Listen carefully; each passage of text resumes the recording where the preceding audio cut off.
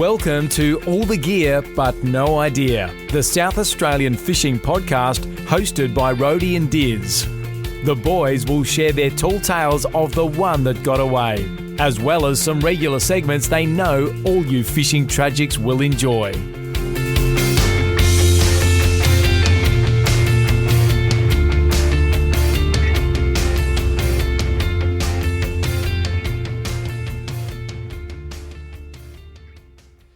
G'day and welcome to a special edition of All the Gear But No Idea, the South Australian Fishing Podcast. I'm here on my own. Dizzy's ditched me tonight for something else. No, he's got a meeting at work, but we thought it was really important to have a chat with RecFish SA.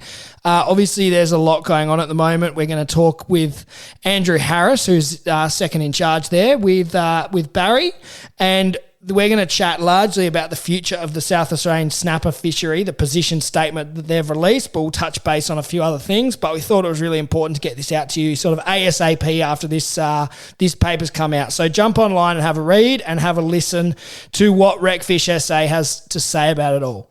All right, let's get him on the line. Thank you very much, mate. Thanks very much for having me again. Yes, now it's an important time in fishing in this state, and we wanted to get you on just for a little touch of a discussion about this position paper that RecFish has put out about the future of the South Australian Snapper Fishery. Can you give us a bit of a background on sort of what this statement and this paper is trying to achieve and where it goes from here? Absolutely, and it's one of the key things that we wanted to discuss tonight, amongst a few other things that we really need to touch on during this special podcast. But as social media has alluded to through our channels, the Snapper position paper was released last week to the Minister. I actually saw the Minister today down at Henley Beach. We did a little announcement for the recreational fishing peak body, and she has made mention that she has definitely received and she has actually read the Snapper position paper with her advisor, her fisheries advisor. So that's great news to know that she's actually seen this paper and she's actually read this paper. It's very important that it just doesn't obviously slowly get trickled up the chain to her. We need to make sure that she's seeing it as early as she can. And if there are any other questions that she's got that she would like clarified, that we're here to assist there. Yeah, no, I think it's really good that RecFish has got sort of proactive and put something out before the SARDI report comes out. I think that's been a really good thing. Yeah, absolutely. We put together the working group that obviously comprised of a number of individuals from within the sector, from the tackle industry, from the game fishing, also obviously Barry Brown from RecFish SA. There was a lot of public consultation and a lot of people provided some really good feedback, and whether that was by walking in store there at Sport Fishing Scene with Ian, who helped put the paper together, providing some feedback to him, which has been really, really useful. But essentially, the sustainability aspect is what we're always, what RecFish will always be about. You know, it's about the fishery at the end of the day. And we want to make sure that when that SARDI report comes out now, look, we haven't had any feedback as yet. We have got our next meeting with Gavin Begg in about a week or two, and hopefully we'll have an update then. We were told it's going to be roughly around the end of October, beginning of November, when that report will be finalised, sent through to PIRSA, and then obviously through to the Minister. We're expecting to see that straight away, and then obviously there'll be a public consultation period there. Now, how that looks with our Snapper paper, we've made... There's a lot of things happening behind the scenes with this paper, and we want to make sure that the recreational community are well aware that we are here to fight the fight and back up what we've put in the paper. And there's a lot of stuff that we're doing behind the scenes now to ensure that we're going to have the seat at the table with the Minister. And as I said, I spoke to her today. We will be at that table with her to discuss the position paper and how to best implement our thoughts from the recreational sector on the fishery itself. Yeah, look, I agree with pretty well everything what you're saying there, and I think it's good that we're getting in ahead of the game. Do you know if any of the other sort of sectors are doing something similar to this, producing a paper in the leader? Oh, that's a great question. I'm actually not 100% sure what the other sectors are doing. Our focus has solely obviously been on representing the recreational sector and what we believe is best for the snapper fishery. That's stated in our position paper. So things like the stewardship and best use, snapper fishery adjustment, which is obviously to do with our allocation, an increased recreational minimum of 50% is what we're looking at. And then we've got the environmental aspect of everything, stock enhancement, as well as obviously planning into the future and what management measures we can put in place for the future of the fishery.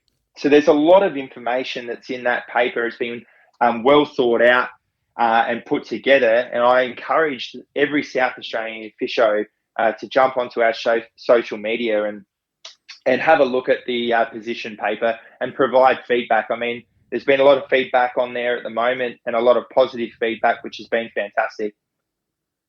Yeah, look, I think it's great that everyone gets on and has a look at it and, give you guys some feedback. We've shared it on our social media and obviously they can find it on the RecFish website as well. I just want to talk about a few of the specific points. So the first section, the stewardship and best use, to me, all of that's a no-brainer and I can't see any of that not being passed through in whatever recommendations are made. Would you agree with that?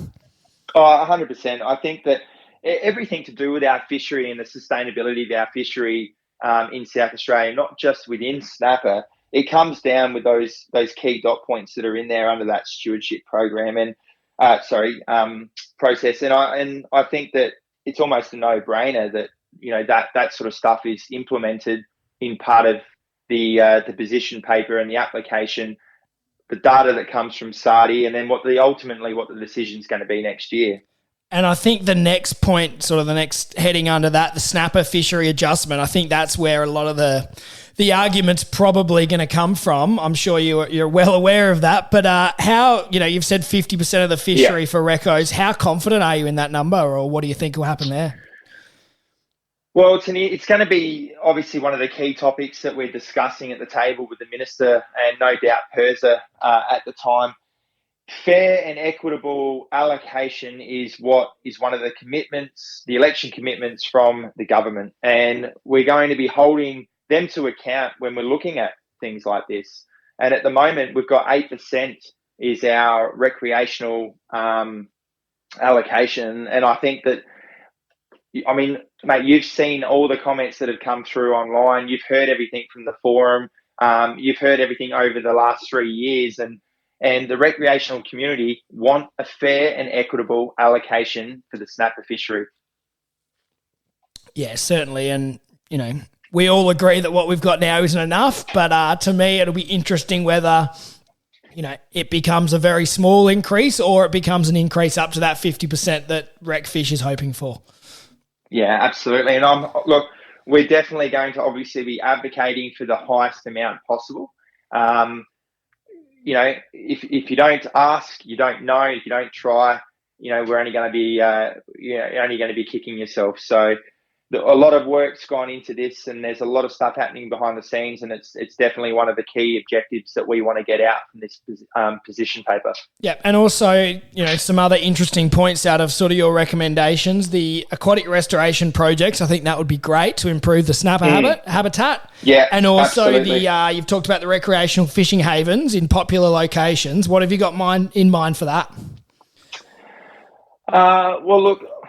That's one of the things that I think that we need to look at, how that structure and the havens for our gulfs to help rejuvenate the snapper and the recruitment aspect of the snapper during their spawning times as well. It's also going to come down to what we can look at and how we can best, how can I word this correctly? How can we encourage the government throughout our position paper to stop things like long lining, which we know is one of the key things in there, one of our recommendations.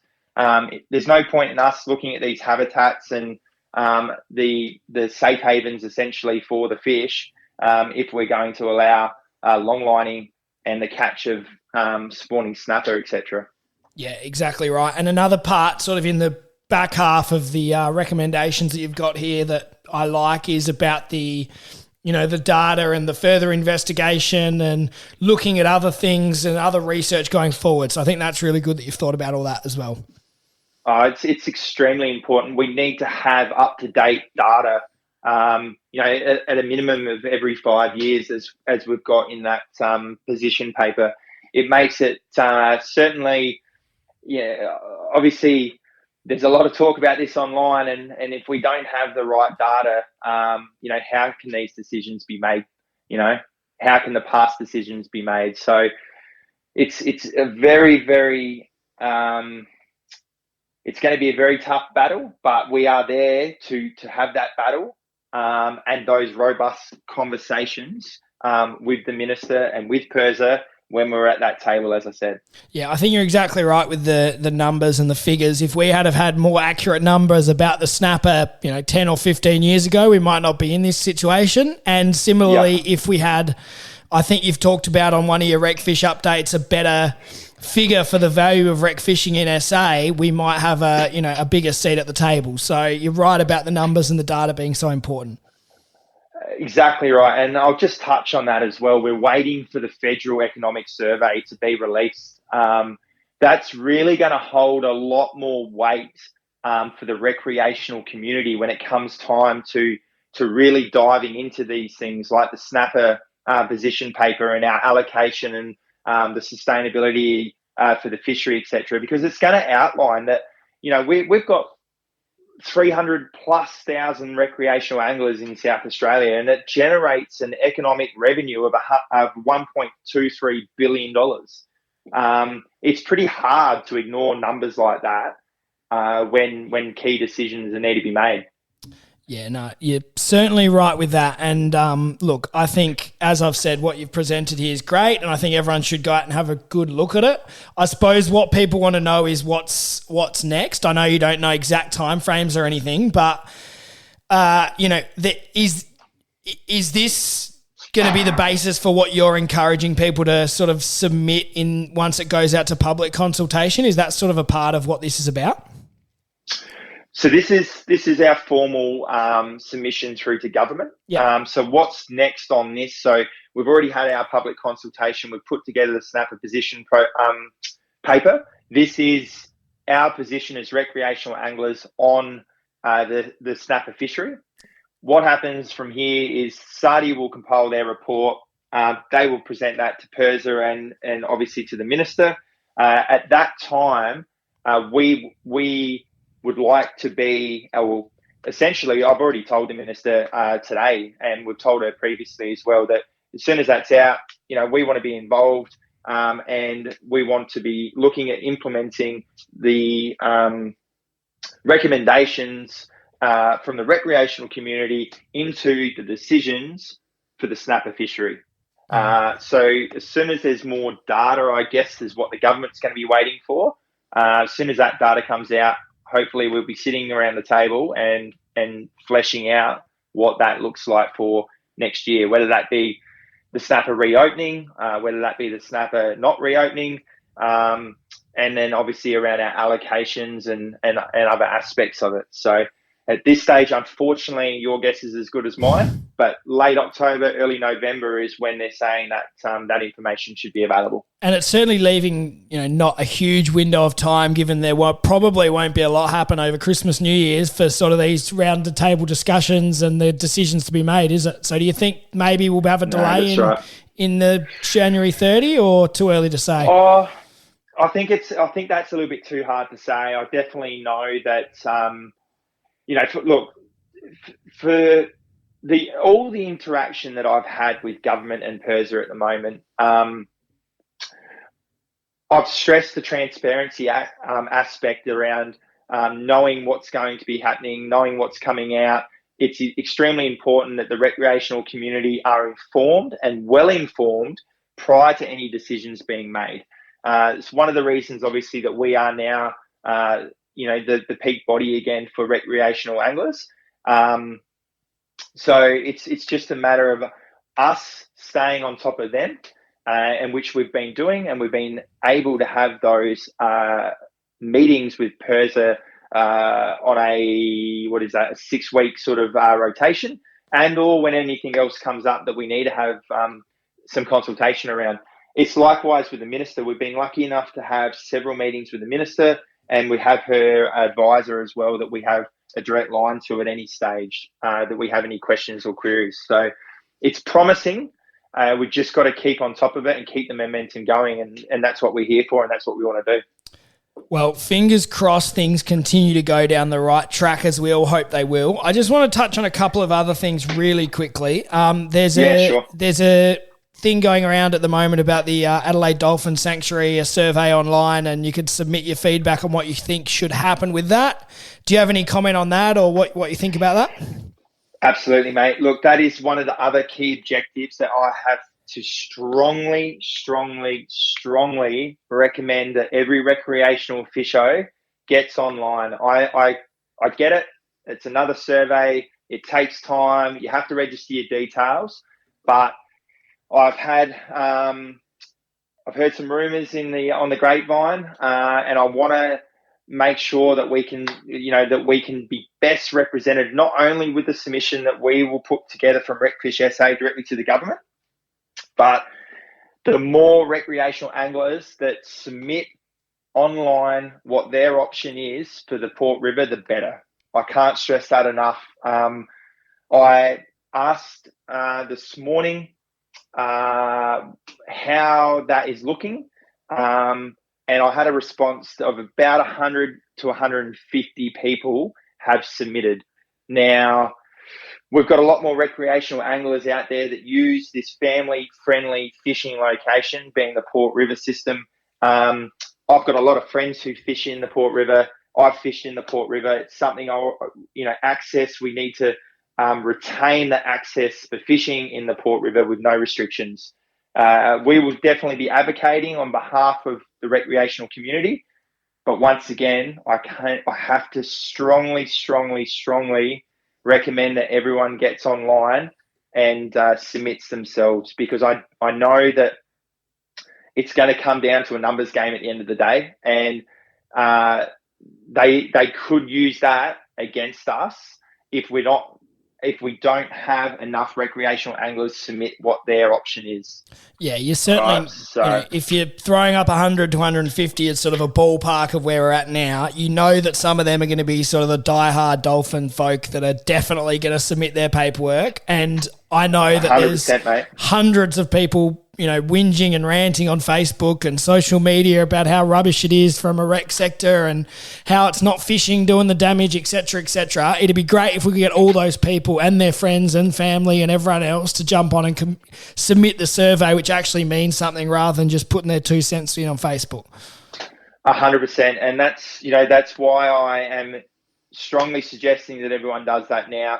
I don't want to be in a situation, if it does turn south, that it's harder for us then to continue to fight on something when they might use the submission options from the public against us. All right, so I'd rather have 1,000 or 2,000 or 277,000 recreational anglers jump online and provide what their thoughts are and what option they would like to see for the Port River.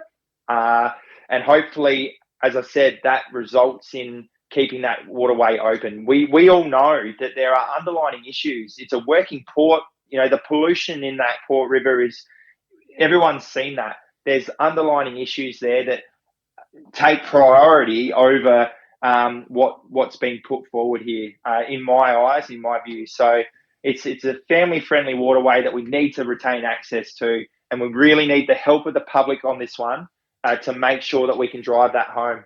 Yeah, exactly right. I don't know about you, but I've seen plenty of dolphins and they seem pretty smart and manage to avoid hooks and fishing line. As far as I can tell, I've never really seen too many dumb dolphins myself. Exactly, mate. Exactly. So once again, guys, please get online. There's not a lot of time left, and we really need to hammer home our options as recreational anglers in the recreational sector. Yeah, beautiful. All right, well, that's another great reminder for everyone to get on and do that Adelaide Dolphin survey. We also encourage you all to jump on the RecFish website and have a look at this position paper. Thanks a lot for your time, Andrew. Have you got anything else to add before we wrap it up? Mate, look, I really appreciate the opportunity to get on here again. I just want to reiterate that we are working extremely hard behind the scenes on a lot of different projects. Obviously, the key one here at the moment is the Adelaide Dolphin stuff, the Snapper stuff. We've also sent through a position paper on netting kingfish in the Gulfs, and we're looking at working on that over the next couple of weeks to a month. I know that obviously the start of that season's ramped up. There's a bit of a process that we got informed by government how that's going to look for us to submit that through. So we're going through that at the moment. So I just want to let people know that that's also on the cards. As I mentioned in one of our video updates, we're on the hunt for an executive officer. We've gone through a recruitment process, and we're still going through that recruitment process at the moment. We've interviewed, and we're still shaping out how that looks. We want to make sure that we get the right person for the job, obviously. It is extremely important that we have a full-time capacity at RecFish SA to best represent the recreational angling community. There's a lot of stakeholders involved.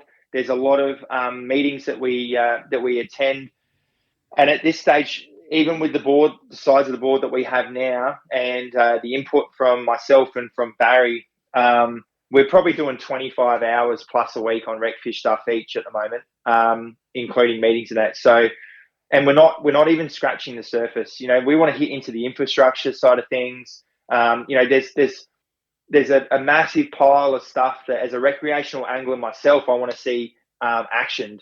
We're hitting the key things at the moment, as you know, and we're hoping once we can put an EO on, that's going to help the day-to-day running and those day-to-day meetings and the things that we're not being able to get to at the moment as well. So, yeah, just a bit of an update on that.